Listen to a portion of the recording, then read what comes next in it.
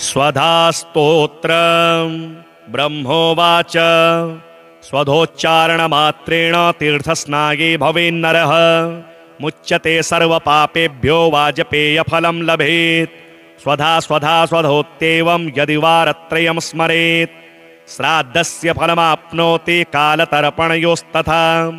श्राद्धकाले स्वधा स्तोत्रं यः शृणोति समाहितः लभेच्छाद्दशतानां च पुण्यमेव न संशयः। स्वधा स्वधा स्वधोत्येवं त्रिसन्ध्यं यः पठेन्नरः प्रियां विनीतां स लभेत् साध्वीं पुत्रं गुणान्वितं। पितॄणां प्राणतुल्या त्वं द्विजविजीवनरूपिणी श्राद्धाधिष्ठात्रिदेवी च श्राद्धादीनां फलप्रदा। बहिर्मनसो गच्छ पितॄणां तुष्टिहेतवे सम्प्रीतये द्विजातीनां गृहिणां वृद्धिहेतवे। नित्यानित्यस्वरूपासि गुणरूपासि सुब्रते आविर्भावस्थिरो भावः सृष्टौ च प्रलये तव। ॐ स्वस्ति च नमः स्वाहा स्वधा त्वं दक्षिणा तथा। निरूपिताश्चतुर्वेदे षट्प्रशस्ताश्च कर्मिणां पुरासीत्त्वं स्वधा गोपी गोलोके राधिका सखी। धृतोरसि स्वधात्मानं कृतं तेन स्वधा स्मृता। ध्वस्ता त्वं राधिका शापाद् गोलोकाद्विश्वमागता। कृष्णाश्लिष्टा तया दृष्टा पुरा वृन्दावने वने। कृष्णालिङ्गन पुण्येन भूता मे मानसी सुता। अतृप्तसुरते तेन चतुर्णां स्वामिनां प्रिया। स्वाहा सा सुन्दरी गोपी पुरासीद्राधिका सखी। रतौ स्वयं कृष्णमाह तेन स्वाहा प्रकीर्तिता। कृष्णेन सार्धं सुचिरं वसन्ते रासमण्डले। प्रमत्ता सुरते श्लिष्टा दृष्टा साराधया पुरा। तस्याः शापेन सा ध्वस्ता गोलोकाद्विश्वमागता। कृष्णालिङ्गपुण्येन समभूद्वहनिकामिनी। पवित्ररूपा परमा देवाद्यैर्वन्दिता नृभिः। यन्नामोच्चारणेनैव नरो मुच्येत पातकात्। या सुशीलाभिधा गोपी पुरासीद्राधिका सखी। उवास दक्षिणे क्रोडे कृष्णस्य च महात्मनः। प्रध्वस्ता सा च तच्छापाद् गोलोकाद्विश्वमागता। कृष्णालिङ्गपुण्येन सा बभूव च दक्षिणा। सा प्रेयसितरौ दक्ष्या प्रशस्ता सर्वकर्मसु। उवास दक्षिणे भरतर दक्षिणा तेन कीर्तिता। गोप्यो बभूवस्तिस्रो वैस्वधा स्वाहा च दक्षिणा। कर्मिणां कर्मपूर्णार्थं पुरा चैवेश्वरेच्छया। इत्येवमुक्त्वा स ब्रह्मा ब्रह्मलोके च संसदि। तस्थौ स सहसा सद्यः स्वधा साविर्बभूवः। तदा पितृभ्यः प्रददौ तामेव कमलाननां। तां सम्प्राप्यस्ते स पितरश्च प्रहर्षिताः। स्वधा स्तोत्रमिदं पुण्यं यः शृणोति समाहितः स स्नातः सर्वतीर्थेषु वेदपाठफलं लभेत्। पितृस्तोत्रम् जाबालिरुवाच गुरून् वद महाभाग वेदव्यास जगद्गुरो। गुरूणां तारतम्यं च कस्मात् किं फलमुच्यते। व्यास उवाच माता पिता गुरुः श्रेयान् ज्येष्ठभ्राता पितामहः। श्वशुरो मातुलश्चैव तथा मातामहः स्मृतः। पितुर्ज्येष्ठः कनिष्ठश्च भ्राता ज्येष्ठा निजस्वसा। पितुः स्वसा जनन्याश्च स्वसा गुरुजनः स्मृताः। पत्न्यः पितामहादीनां तथैव गुरवः स्मृताः। एतेषु हि पिता श्रेयान् गुरुरेव महागुरुः। पिता धर्मः पिता स्वर्गः पिता हि परमं तपः। पितरि प्रीतिमापन्ने प्रीयन्ते सर्वदेवताः। पिता यस्य क्वचिद्दृष्टो न तस्य कस्यचिद् गतिः। जपोदानं तपो होमः स्नानं तीर्थक्रियाविधिः। वृथैव तस्य सर्वाणि कर्माण्यन्यानि कानिचित्। करोति सर्वदेवेषां पितरं चानुतप्ययः अनुतापः पितुस्तीव्रं विषं दहति यं सुतं जपादि विफलं तत्र दग्धशित्युक्तजीववत् पित्रर्थे पुण्यकर्माणि कुर्यात् सर्वाणि तत्सुतः तेनाननुमतोऽप्येयं कुर्वन्नेवावसीदति यतनात्तु पितरं यस्तु कियत् पुण्यं च कारयेत् स तत्पुण्यफलं कोटि गुणमाप्नोत्यसंशयम् शृणु वक्ष्ये पितुः स्तोत्रं विष्णवे ब्रह्मणोदितं नाभिपदमोद्भवो येन तुष्टाव पितरं सतं ब्रह्मोवाच ॐ नमः पित्रे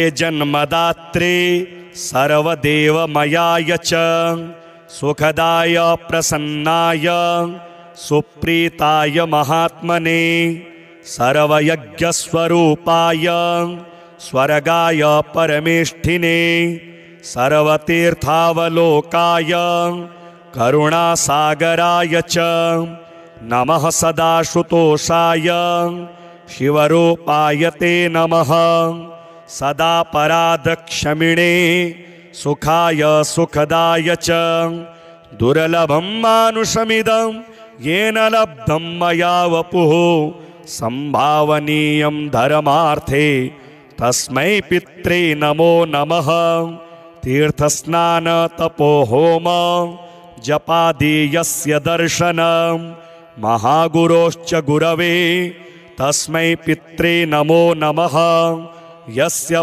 प्रणामस्तवनात् कोटिशः पितृतर्पणम् अश्वमेधस्तुल्यं तस्मै पित्रे नमो नमः इदं स्तोत्रं पितुः पुण्यं यः पठेत् प्रयतो नरः प्रत्यहं प्रातरुत्थाय पितृश्राद्धदिनेऽपि च स्वजन्मदिवसे साक्षात् पितुरग्रे स्थितोऽपि वा न तस्य दुर्लभं किञ्चित् सर्वज्ञतादिवाञ्छितं नानापकर्म कृत्वापि यः स्तौति पितरं सुतः सद्ध्रुवं प्रविधायैव प्रायश्चित्तं सुखी भवेत् पितुः प्रीतिकरो नित्यं सर्वकर्माण्यथार्हति ब्रह्मोवाच स्वधोच्चारणमात्रेण तीर्थस्नागे भवेन्नरः मुच्यते सर्वपापेभ्यो वाजपेयफलं लभेत्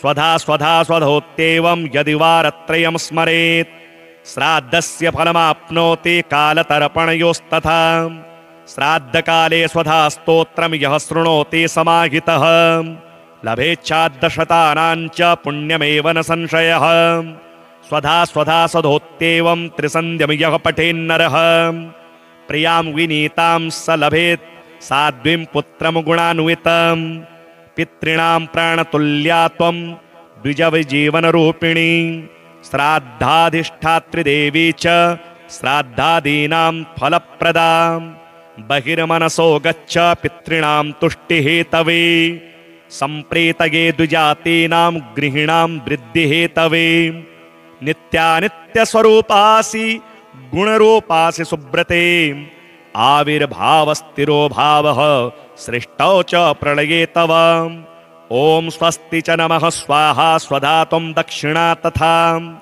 निरूपिताश्चतुर्वेदे षट्प्रशस्ताश्च कर्मिणां पुरासीत् त्वं स्वधा गोपी गोलोके राधिका सखी धृतोरसि स्वधात्मानं कृतं तेन स्वधा स्मृता ध्वस्ता त्वं राधिका शापात् गोलोकाद्विश्वमागता कृष्णाश्लिष्टा तया दृष्टा पुरा वृन्दावने वने कृष्णालिङ्गन पुण्येन भूता मे मानसी सुता अतृप्तसुरते तेन चतुर्णां स्वामिनां प्रिया स्वाहा सा सुन्दरी गोपी पुरासीद्राधिका सखी रतौ स्वयं कृष्णमाह तेन स्वाहा प्रकीर्तिता कृष्णेन सार्धं सुचिरं वसन्ते रासमण्डले प्रमत्ता सुरते श्लिष्टा दृष्टा साराधया पुरा तस्याः शापेन सा ध्वस्ता गोलोकाद्विश्वमागताम् कृष्णालिङ्गपुण्येन समभूद्वहनिकामिनी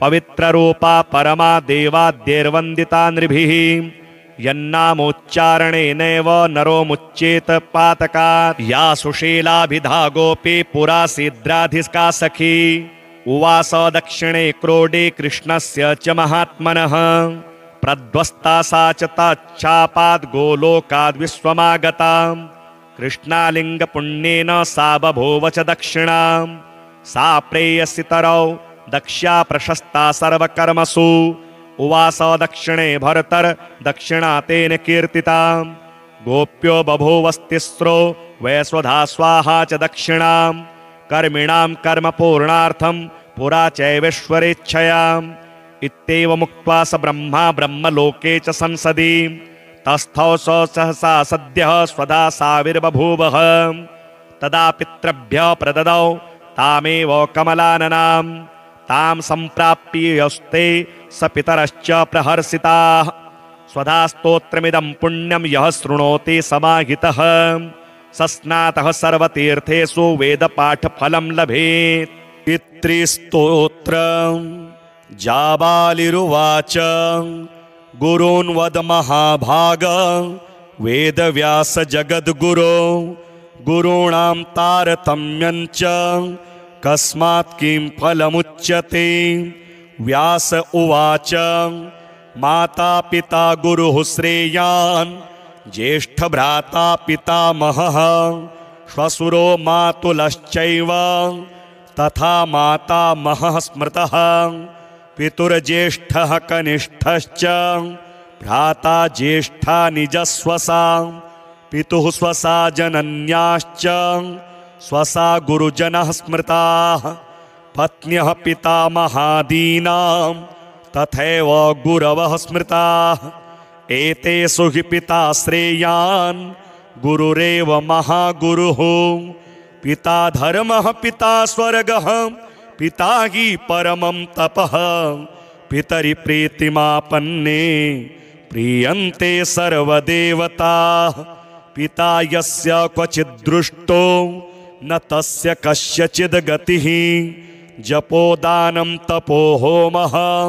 स्नानं तीर्थक्रियाविधिः वृथैव तस्य सर्वाणि कर्माण्यन्यानि कानिचित् करोति सर्वदेवेषां पितरं चानुतप्ययः अनुतापः पितुस्तीव्रं विषं दहति यं सुतं जपादि विफलं तत्र दग्धशित्युक्तजीववत् पित्रर्थे पुण्यकर्माणि कुर्यात् सर्वाणि तत्सुतः तेनाननुमतोऽप्येयं कुर्वन्नेवावसेदति यतनात्तु पितरं यस्तु कियत् पुण्यं च कारयेत् स तत्पुण्यफलं कोटि गुणमाप्नोत्यसंशयम् शृणु वक्ष्ये पितुः स्तोत्रम् विष्णवे ब्रह्मणोदितं नाभिपदमोद्भवो येन तुष्टाव पितरं सतं ब्रह्मोवाच ॐ नमः पित्रे जन्मदात्रे सर्वदेवमयाय च सुखदाय प्रसन्नाय सुप्रीताय महात्मने सर्वयज्ञस्वरूपाय स्वर्गाय परमेष्ठिने सर्वतीर्थावलोकाय करुणासागराय च नमः सदाशुतोषाय शिवरूपाय ते नमः सदा पराधक्षमिणे सुखाय सुखदाय च दुर्लभं मानुषमिदं येन लब्धं मया वपुः संभावनीयं धर्मार्थे तस्मै पित्रे नमो नमः तीर्थस्नान तपो होम जपादि यस्य दर्शनं महागुरोश्च गुरवे तस्मै पित्रे नमो नमः यस्य प्रणामस्तवनात् कोटिशः पितृतर्पणम् अश्वमेधस्ततेस्तुल्यं तस्मै पित्रे नमो नमः। इदं स्तोत्रं पितुः पुण्यं यः पठेत् त्रयतो नरः प्रत्यहं प्रातरुत्थाय पितृश्राद्धदिनेऽपि च स्वजन्मदिवसे साक्षात् पितुरग्रे स्थितोऽपि वा न तस्य दुर्लभं किञ्चित् सर्वज्ञतादिवाञ्छितं नानापकर्म कृत्वापि यः स्तौति पितरं सुतः सद्ध्रुवं प्रविधायैव प्रायश्चित्तं सुखी भवेत्। पितुः प्रीतिकरो नित्यं सर्वकर्माण्यथार्हति। ब्रह्मोवाच स्वधोच्चारणमात्रेण तीर्थस्नागे भवेन्नरः मुच्यते सर्वपापेभ्यो वाजपेयफलं लभेत्। स्वधा स्वधा स्वधोत्येवं यदि वारत्रयं स्मरेत् श्राद्धस्य फलमाप्नोति कालतर्पणयोस्तथा। श्राद्धकाले स्वधा स्तोत्रं यः शृणोति समाहितः लभेच्छाद्दशतानां च पुण्यमेव न संशयः। स्वधा स्वधा स्वधोत्येवं त्रिसन्ध्यं यः पठेन्नरः प्रियां विनीतां स लभेत् साध्वीं पुत्रं गुणान्वितं।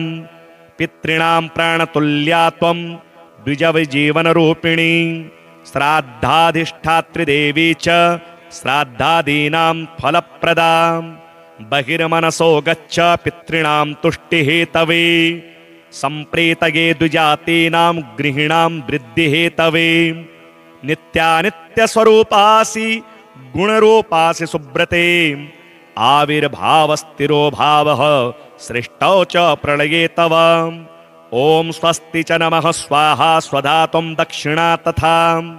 निरूपिताश्चतुर्वेदे षट्प्रशस्ताश्च कर्मिणां पुरासीत्त्वं स्वधा गोपी गोलोके राधिका सखी। धृतोरसि स्वधात्मानं कृतं तेन स्वधा स्मृता। ध्वस्ता त्वं राधिका शापाद् गोलोकाद्विश्वमागता। कृष्णाश्लिष्टा तया दृष्टा पुरा वृन्दावने वने। कृष्णालिङ्गन पुण्येन भूता मे मानसी सुता। अतृप्तसुरते तेन चतुर्णां स्वामिनां प्रिया। स्वाहा सा सुन्दरी गोपी पुरासीद्राधिका सखी। रतौ स्वयं कृष्णमाह तेन स्वाहा प्रकीर्तिता। कृष्णेन सार्धं सुचिरं वसन्ते रासमण्डले। प्रमत्ता सुरते श्लिष्टा दृष्टा सा राधया पुरा। तस्याः शापेन सा ध्वस्ता गोलोकाद्विश्वमागता। कृष्णालिङ्गपुण्येन समभूद्वहनिकामिनी। पवित्ररूपा परमा देवाद्यैर्वन्दिता नृभिः।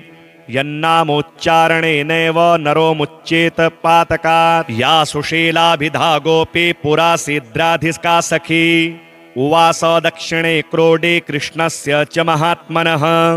प्रध्वस्ता सा च तच्छापाद् गोलोकाद्विश्वमागता। कृष्णालिङ्गपुण्येन सा बभूव च दक्षिणा। सा प्रेयसितरौ दक्ष्या प्रशस्ता सर्वकर्मसु। उवास दक्षिणे भरतर दक्षिणा तेन कीर्तिता। गोप्यो बभूवस्तिस्रो वैस्वधा स्वाहा च दक्षिणा। कर्मिणां कर्मपूर्णार्थं पुरा चैवेश्वरेच्छया। इत्येवमुक्त्वा स ब्रह्मा ब्रह्मलोके च संसदि। तस्थौ स सहसा सद्यः स्वधा साविर्बभूवः। तदा पितृभ्यः प्रददौ तामेव कमलाननां। तां सम्प्राप्य यस्ते स पितरश्च प्रहर्षिताः। स्वधा स्तोत्रमिदं पुण्यं यः शृणोति समाहितः सस्नातः सर्वतीर्थेषु वेदपाठफलं लभेत्। पितृस्तोत्रम् जाबालिरुवाच गुरून् वद महाभाग वेदव्यास जगद्गुरो। गुरूणां तारतम्यं च कस्मात् किं फलमुच्यते। व्यास उवाच माता पिता गुरुः श्रेयान् ज्येष्ठभ्राता पितामहः। श्वशुरो मातुलश्चैव तथा मातामहः स्मृतः। पितुर्ज्येष्ठः कनिष्ठश्च भ्राता ज्येष्ठा निजस्वसा। पितुः स्वसा जनन्याश्च स्वसा गुरुजनः स्मृताः। पत्न्यः पितामहादीनां तथैव गुरवः स्मृताः एतेषु हि पिता श्रेयान् गुरुरेव महागुरुः पिता धर्मः पिता स्वर्गः पिता हि परमं तपः पितरि प्रीतिमापन्ने प्रीयन्ते सर्वदेवताः पिता यस्य क्वचिद्दृष्टो न तस्य कस्यचिद् गतिः जपोदानं तपो होमः स्नानं तीर्थक्रियाविधिः वृथैव तस्य सर्वाणि कर्माण्यन्यानि कानिचित् करोति सर्वदेवेषां पितरं चानुतप्ययः अनुतापः पितुस्तीव्रं विषं दहति यं सुतं जपादि विफलं तत्र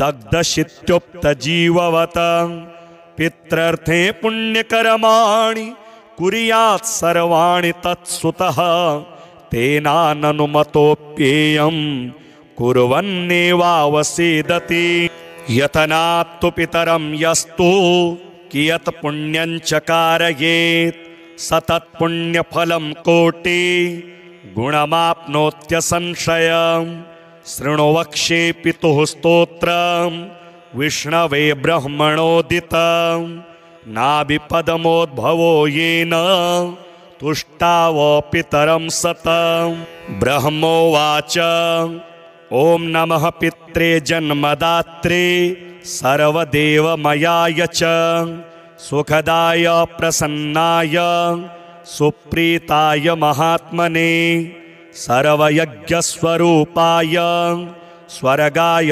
परमेष्ठिने सर्वतीर्थावलोकाय करुणासागराय च नमः सदाशुतोषाय शिवरूपाय ते नमः सदा पराधक्षमिणे सुखाय सुखदाय च दुर्लभं मानुषमिदं येन लब्धं मया वपुः संभावनीयं धर्मार्थे तस्मै पित्रे नमो नमः तीर्थस्नान तपो होम जपादि यस्य दर्शनं महागुरोश्च गुरवे तस्मै पित्रे नमो नमः यस्य प्रणामस्तवनात् कोटिशः पितृतर्पणम् अश्वमेधस्तुल्यं तस्मै पित्रे नमो नमः इदं स्तोत्रं पितुः पुण्यं यः पठेत् प्रयतो नरः प्रत्यहं प्रातरुत्थाय पितृश्राद्धदिनेऽपि च स्वजन्मदिवसे साक्षात् पितुरग्रे स्थितोऽपि वा न तस्य दुर्लभं किञ्चित् सर्वज्ञतादिवाञ्छितं नानापकर्म कृत्वापि यः स्तौति पितरं सुतः सद्ध्रुवं प्रविधायैव प्रायश्चित्तं सुखी भवेत् पितुः प्रीतिकरो नित्यं सर्वकर्माण्यथार्हति ब्रह्मोवाच स्वधोच्चारणमात्रेण तीर्थस्नागे भवेन्नरः मुच्यते सर्वपापेभ्यो वाजपेयफलं लभेत् स्वधा स्वधा स्वधोत्येवं यदि वारत्रयं स्मरेत् श्राद्धस्य फलमाप्नोति कालतर्पणयोस्तथा श्राद्धकाले स्वधा स्तोत्रं यः शृणोति समाहितः लभेच्छाद्दशतानां च पुण्यमेव न संशयः स्वधा स्वधा स्वधोत्येवं त्रिसन्ध्यं यः पठेन्नरः प्रियां विनीतां स लभेत् साध्वीं पुत्रं गुणान्वितं पितॄणां प्राणतुल्या त्वं द्विजविजीवनरूपिणी श्राद्धाधिष्ठात्रिदेवी च श्राद्धादीनां फलप्रदां बहिर्मनसो गच्छ पितॄणां तुष्टिहेतवे सम्प्रीतये द्विजातीनां गृहिणां वृद्धिहेतवे नित्यानित्यस्वरूपासि गुणरूपासि सुब्रते आविर्भावस्थिरो भावः सृष्टौ च प्रलये तव ॐ स्वस्ति च नमः स्वाहा स्वधा त्वं दक्षिणा तथा निरूपिताश्चतुर्वेदे षट्प्रशस्ताश्च कर्मिणां पुरासीत्त्वं स्वधा गोपी गोलोके राधिका सखी धृतोरसि स्वधात्मानं कृतं तेन स्वधा स्मृतां ध्वस्ता त्वं राधिका शापाद् गोलोकाद्विश्वमागतां कृष्णाश्लिष्टा तया दृष्टा पुरा वृन्दावने वने कृष्णालिङ्गन पुण्येन भूता मे मानसी सुताम् अतृप्तसुरते तेन चतुर्णां स्वामिनां प्रिया स्वाहा सा सुन्दरी गोपी पुरासीद्राधिका सखी रतौ स्वयं कृष्णमाह तेन स्वाहा प्रकीर्तिता कृष्णेन सार्धं सुचिरं वसन्ते रासमण्डले प्रमत्ता सुरते श्लिष्टा दृष्टा सा राधया पुरा तस्याः शापेन सा ध्वस्ता गोलोकाद्विश्वमागता कृष्णालिङ्गपुण्येन समभूद्वहनिकामिनी पवित्ररूपा परमा देवाद्यैर्वन्दिता नृभिः यन्नामोच्चारणेनैव नरो मुच्येत पातकात् या सुशीलाभिधा गोपी पुरासीद्राधिका सखी उवास दक्षिणे क्रोडे कृष्णस्य च महात्मनः प्रध्वस्ता सा च तच्छापाद् गोलोकाद्विश्वमागता कृष्णालिङ्गपुण्येन सा बभूव च दक्षिणां सा प्रेयसितरौ दक्ष्या प्रशस्ता सर्वकर्मसु उवास दक्षिणे भरतर दक्षिणा तेन कीर्तिता गोप्यो बभूवस्तिस्रो वैश्वधा स्वाहा च दक्षिणां कर्मिणां कर्मपूर्णार्थं पुरा चैवेश्वरेच्छयाम् इत्येवमुक्त्वा स ब्रह्मा ब्रह्मलोके च संसदि तस्थौ स सहसा सद्यः स्वधा साविर्बभूवः तदा पितृभ्यः प्रददौ तामेव कमलाननां तां सम्प्राप्यस्ते स पितरश्च प्रहर्षिताः स्वधा स्तोत्रमिदं पुण्यं यः शृणोति समाहितः स स्नातः सर्वतीर्थेषु वेदपाठफलं लभेत्। पितृस्तोत्रम् जाबालिरुवाच गुरून् वद महाभाग वेदव्यास जगद्गुरो गुरूणां तारतम्यञ्च कस्मात् किं फलमुच्यते। व्यास उवाच माता पिता गुरुः श्रेयान् ज्येष्ठभ्राता पितामहः श्वशुरो मातुलश्चैव तथा मातामहः स्मृतः पितुर्ज्येष्ठः कनिष्ठश्च भ्राता ज्येष्ठा निजस्वसा पितुः स्वसा जनन्याश्च स्वसा गुरुजनः स्मृताः पत्न्यः पितामहादीनां तथैव गुरवः स्मृताः एतेषु हि पिता श्रेयान् गुरुरेव महागुरुः पिता धर्मः पिता स्वर्गः पिता हि परमं तपः पितरि प्रीतिमापन्ने प्रीयन्ते सर्वदेवताः पिता यस्य क्वचिद्दृष्टो न तस्य कस्यचिद् गतिः जपोदानं तपो होमः स्नानं तीर्थक्रियाविधिः वृथैव तस्य सर्वाणि कर्माण्यन्यानि कानिचित् करोति सर्वदेवेषां पितरं चानुतप्ययः अनुतापः पितुस्तीव्रं विषं दहति यं सुतं जपादिविफलं तत्र दग्धशित्युक्तजीववत् पित्रर्थे पुण्यकर्माणि कुर्यात् सर्वाणि तत्सुतः तेनाननुमतोऽप्येयं कुर्वन्नेवावसीदति। यतनात्तु पितरं यस्तु कियत् पुण्यं च कारयेत् स तत्पुण्यफलं कोटि गुणमाप्नोत्यसंशयम्। शृणु वक्ष्ये पितुः स्तोत्रं विष्णवे ब्रह्मणोदितं नाभिपदमोद्भवो येन तुष्टाव पितरं सतं। ब्रह्मोवाच ॐ नमः पित्रे जन्मदात्रे सर्वदेवमयाय च सुखदाय प्रसन्नाय सुप्रीताय महात्मने सर्वयज्ञस्वरूपाय स्वर्गाय परमेष्ठिने सर्वतीर्थावलोकाय करुणासागराय च नमः सदाशुतोषाय शिवरूपाय ते नमः सदा परादक्षमिणे सुखाय सुखदाय च दुर्लभं मानुषमिदं येन लब्धं मया वपुः संभावनीयं धर्मार्थे तस्मै पित्रे नमो नमः। तीर्थस्नान तपो होम जपादि यस्य दर्शनं महागुरोश्च गुरवे तस्मै पित्रे नमो नमः। यस्य प्रणामस्तवनात् कोटिशः पितृतर्पणम् अश्वमेधस्ततेस्तुल्यं तस्मै पित्रे नमो नमः।